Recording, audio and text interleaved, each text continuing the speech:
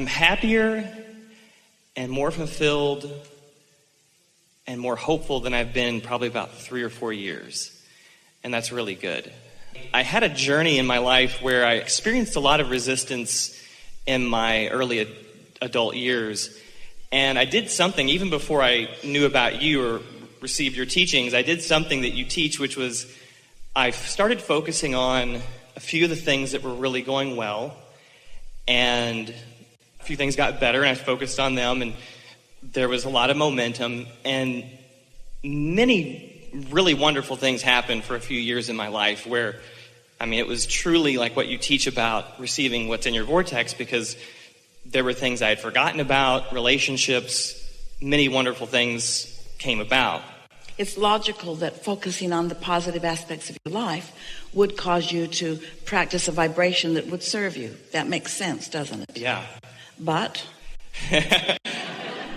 then I started to focus on one or two of the things that weren't going so well.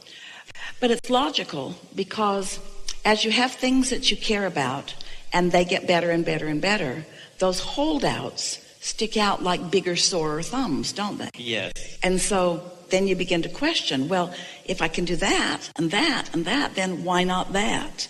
And the more you care about that, then the more you notice it as it is, and the more it digs in and stays like it has been. So it's the observation of what is that is preventing what is to change. Yeah. Yes. So that happened for a few years until the bottom kind of fell out. And the bottom falls out because of momentum, doesn't it? Nothing stands still. And so whatever you're giving your attention to, wanted or unwanted, will become more. Yeah. So somewhere in that time, I discovered the teachings of Abraham, and it complemented and added to what I'd already learned about universal law. And so I've been practicing a lot of the things that you teach. And that's why I feel like there's a lot of momentum in a more of an upward trajectory. For sure. Yeah, and it's really good. Even from last year to this year is a big difference.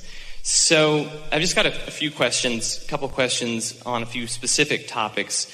Let's start with romantic relationships.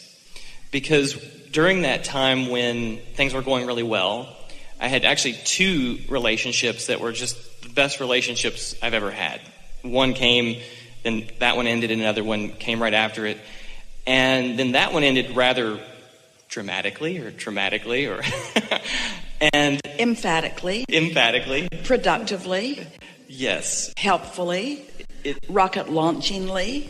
Yes, and I'm seeing that more clearly now. And when I was in the midst of it, it was very hard to see. Yeah. The clarification is becoming more clear. It's becoming more obvious.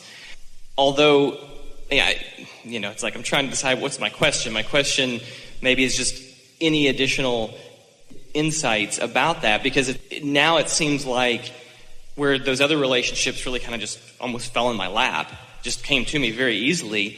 It just seemed like now... What do you think? And we're going to ask you, don't say it out loud, but just think about it relative to our friend here. But if you were asked to write a very, very short, very brief synopsis of relationships and how you feel about them, what do you think that synopsis is? There are good relationships out there, but they come and go.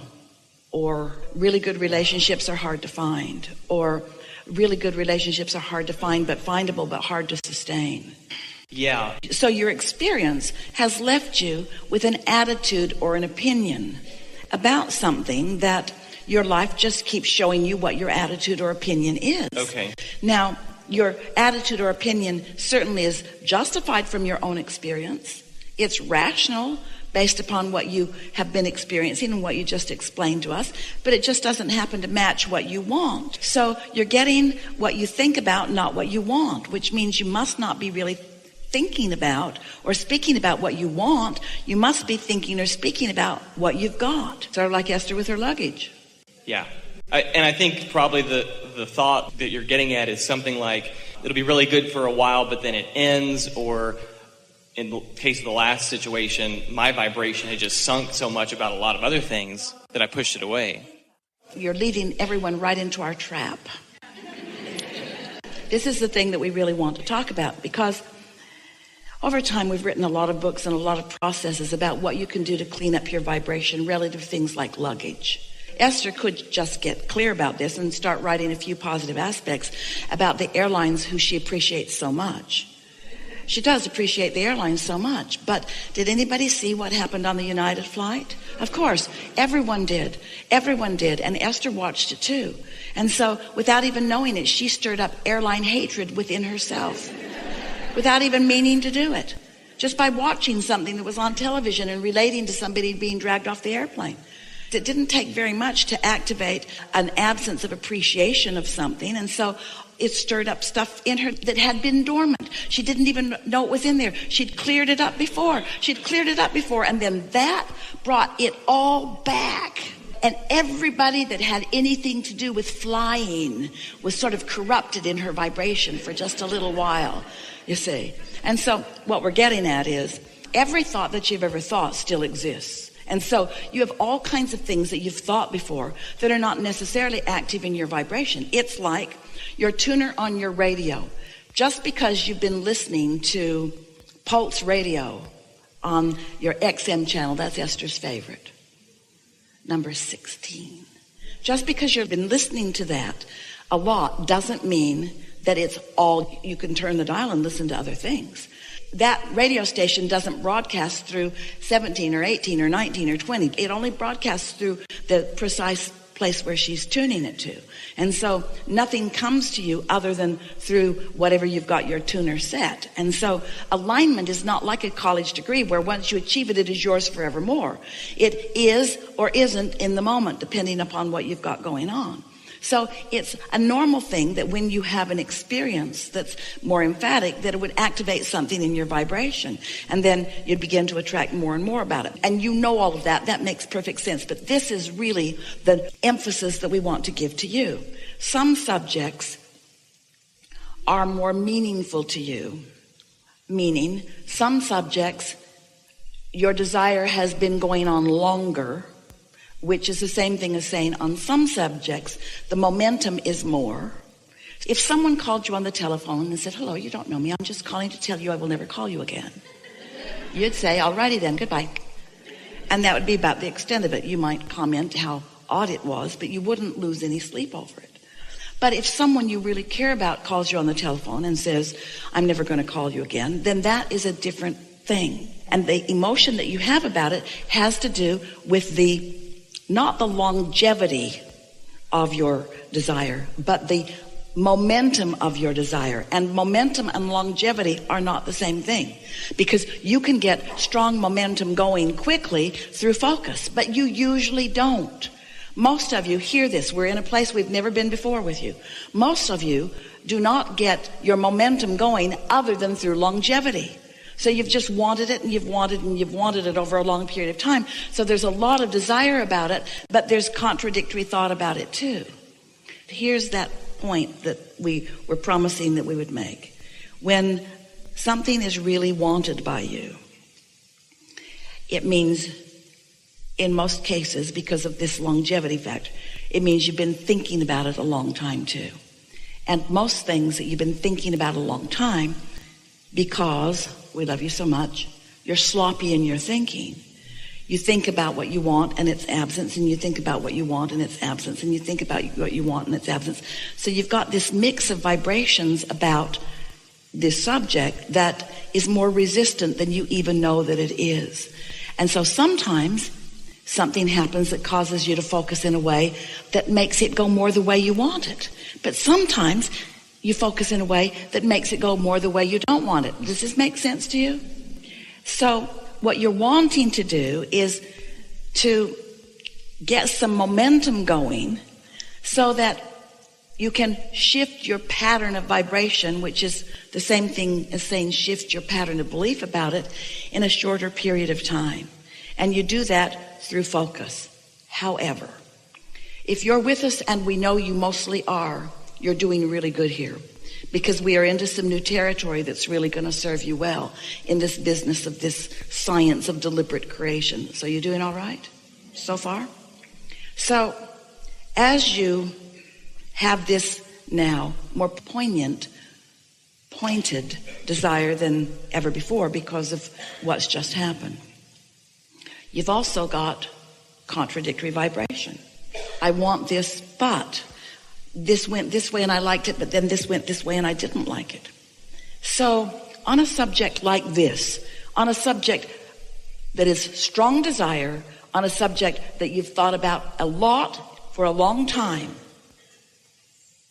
you're not going to think your way out of it in all likelihood, because you've got trained thoughts going this way and this way.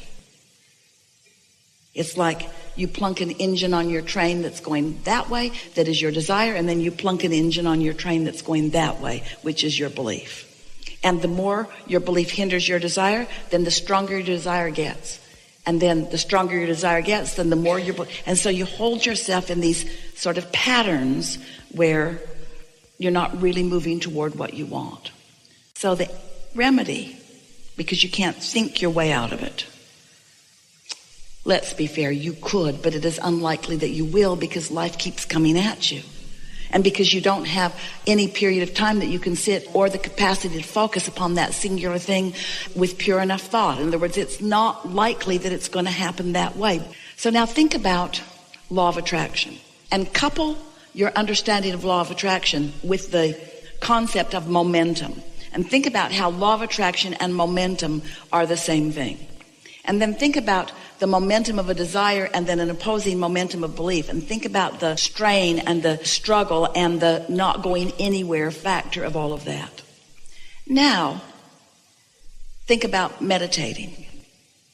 So when you meditate, you've got this desire that is active, that your inner being is all wrapped up in. And you've got these beliefs that are active, that are just what you're wrapped up in. These are just your habits of thought. This is just your pattern of thinking about it. So there's the pattern of thinking that your inner being has about what you want. And there's a pattern of thinking that you've got, and all of it is active. Desire and belief. Sometimes your belief is in the direction of your desire. Those things unfold really fast, but sometimes not. As you meditate, you quiet your mind. And as you quiet your mind, you stop thought. And as you stop thought, all momentum subsides. And as all momentum subsides, then what happens is there's this powerful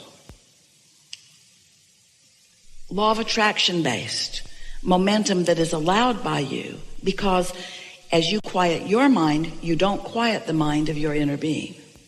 You just quiet your mind.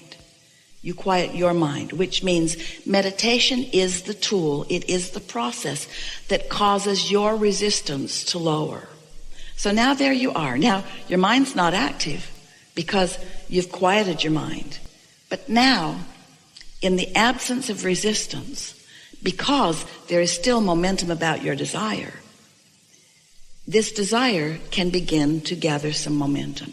More and more and more and more and more. So if you meditate every day for 15 or 20 minutes, and it takes you maybe 10 minutes or 15 minutes to really get into that quieted place, still you have the advantage of being in a place where those impulses can begin to flow into your mind. In other words, you will be the receiver of a pure thought that is absence of resistance. And when you are the receiver of a pure thought that is absence of resistance, law of attraction will cause that thought to gather more momentum and more momentum and more momentum, so much so that your belief about whatever this subject is will become more a vibrational match to what your inner being knows about that. Does that make sense to you? And through this process, you can shift your point of attraction on everything that is important to you. Now, a new subject comes to you, something comes to you that you haven't thought that much about, and you give it your attention, and because there's no resistance that you've practiced, it flows into your experience, and it's a fast manifestation. And you might say, well, I didn't care that much about it.